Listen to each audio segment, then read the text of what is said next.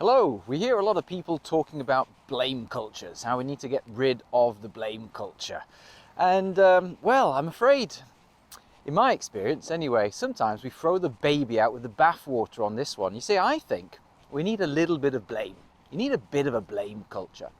Because what's the opposite of a blame culture? Well, it's not good, I can tell you that, and it's a lot more common than you might think. Most companies that I do work for, and I'm doing work for one just next week, we're doing CPD certified incident investigation. And they've got the opposite of a blame culture. They have a fear of conflict and difficulties with accountability. They don't hold each other to account. This for me is almost as big of a problem as a blame culture, and it's a lot more common. Most companies I go to have this. What's the impact of no accountability? Well, it means that any standards that you have are not necessarily adhered to. It means you're completely reliant on people's work ethic to do the job well and to get things done on time, to the quality or standard that is expected.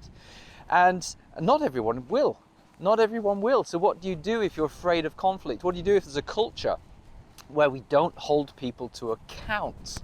Yeah, I was doing work for one company some years ago, and they told me almost quite proudly, we've never fired anyone here.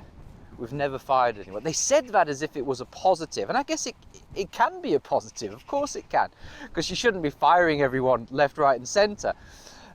But at the same time, when you've got 300 members of staff and you've been operating for the better part of 30 years, it's kind of surprising. It kind of said to me, there's a fear of conflict here. We don't fire people. And as I got to know them better, that was indeed the case. So where does this come from? It's a fear of conflict, and it's a shame because this can easily be resolved. You can teach people to handle conflict better. We can all learn how to handle conflict better. It does take practice.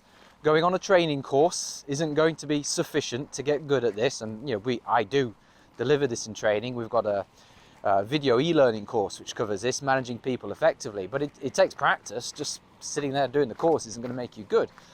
The first thing that you need is you need some kind of standard. You can't hold someone to account if there's no standard to hold them to account to. So make sure you're very clear with your standards first, and make sure that you have clearly communicated said standard.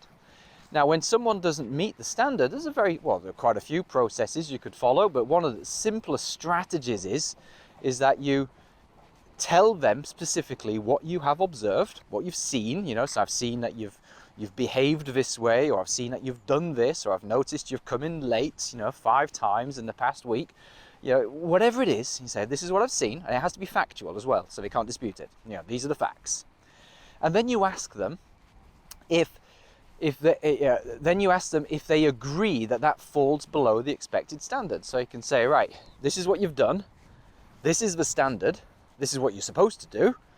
Do you agree that what you've done doesn't meet that standard? Do you agree that here it's not acceptable to do this? So if someone's been a bit of a bully, for example, you could say, right, listen, this is a company which has a zero tolerance of that kind of behavior. Do you agree that what you've done isn't something that is accepted here? Now, most of the time people will just say, yes, I agree. Yes, I agree.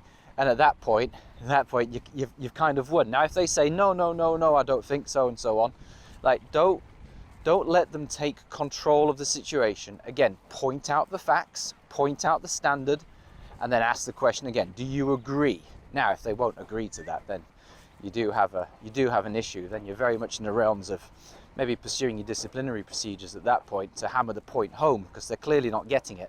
But most people, when you ask that question, will say yes.